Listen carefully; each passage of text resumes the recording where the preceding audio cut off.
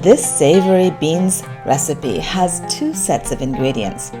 We start with the masala ingredients: tomato, cumin, coriander, turmeric, roasted chickpeas. Over here we have garlic, a small piece of onion, rasam powder, salt, and coconut. The second set of ingredients includes our green beans, curry leaves, mustard seeds, half an onion, cilantro, and of course our garlic. We start by first washing the beans and then pinching off their ends. Once the beans are cleaned, cut them into 1-inch long pieces. So I have to tell you, this bean dish was always very anticipated by our family every summer when the beans were fresh from the market. It has a secret ingredient: rasam powder combined with the wonderful smell of onion and garlic. Once you've prepared all the beans, place them in a pot with enough cold water to fully cover them and prepare to cook them for about 5 to 7 minutes. As the water comes to a boil, add a 1/4 teaspoon of turmeric powder, a couple of pinches of salt, and about 1/2 teaspoon of olive oil, and cook them for at least 5 minutes. At about 5 minutes, check to see if the beans are half cooked, and if they are, remove them from the heat. Now let's prepare the masala that makes this bean dish so delicious. Start by cutting that 1/4 piece of onion into large chunks. Cut the garlic into chunks as well, and this half tomato into chunks. Get your blender bowl and place the onion, tomatoes, and garlic into the bottom. Now add the grated fresh coconut, which you can find in your local Indian grocery store. Add the 1/2 teaspoon of salt, the 1/4 teaspoon of turmeric powder, the 3/4 teaspoon of coriander seeds, and the 1/2 teaspoon of cumin seeds. Let's add the golden roasted chickpeas, which are your thickening agent, our secret ingredient, which is the rasam powder.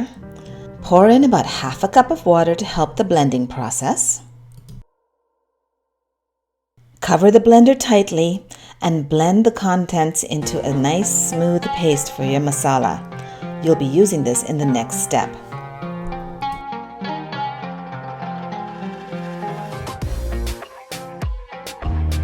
Take the remaining 1/2 of your large onion and dice it into small pieces.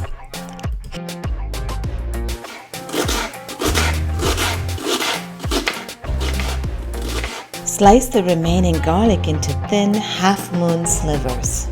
The generous amounts of garlic and onion combined with the rasam powder is what makes this dish so special. We are now ready to bring it all together and start cooking this wonderful dish. We have our masala, the cooked beans, our curry leaves and mustard seeds, onion, and more garlic. Let's get started by heating about 2 tablespoons of olive oil in a large wok or pot. Add the mustard seeds and curry leaves to the hot oil and allow the mustard seeds to pop. Watch out, they will splatter. Once the mustard seeds have finished popping, add the onions and stir and saute until they are transparent. Now throw in the garlic and again stir, saute, and if needed, add a few tablespoons of water to encourage the cooking process. After about 5 minutes of sauteing, the onions should be a lovely golden brown. You can now slide in that beautiful golden masala that you created. Lower the heat, keep stirring, and keep cooking until that raw onion smell has gone. This can take about 5 to 7 minutes, but you can tell the masala is ready when the oil starts to seep through and tiny little bubbles form on the top of the masala. Your golden masala is finally ready to receive your half-cooked beans. You may want to include about a 1/4 cup of the cooking water, but don't put too much. The water does help to encourage the cooking process. Stir it well to totally drench the beans in the masala and let it cook at least another 5 to 7 minutes until the beans are nice and tender. This is a good time to check for your salt and spice levels. If needed, add more salt and add more rasam powder. In my case, the spice was fine, but I needed more salt.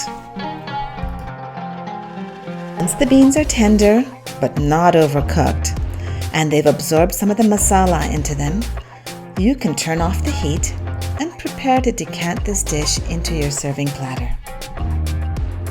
Decant the beans onto your serving platter and garnish with a little bit of fresh cilantro. Remember, you can always adjust the level of spice by adding or subtracting the amount of rasam powder you're using. Experiment and see what suits you best. Enjoy this healthy and tasty dish by mixing it into rice or serving it as a side for any kind of flatbread such as rotis. And I've even had it on top of toast. Let us know what you think.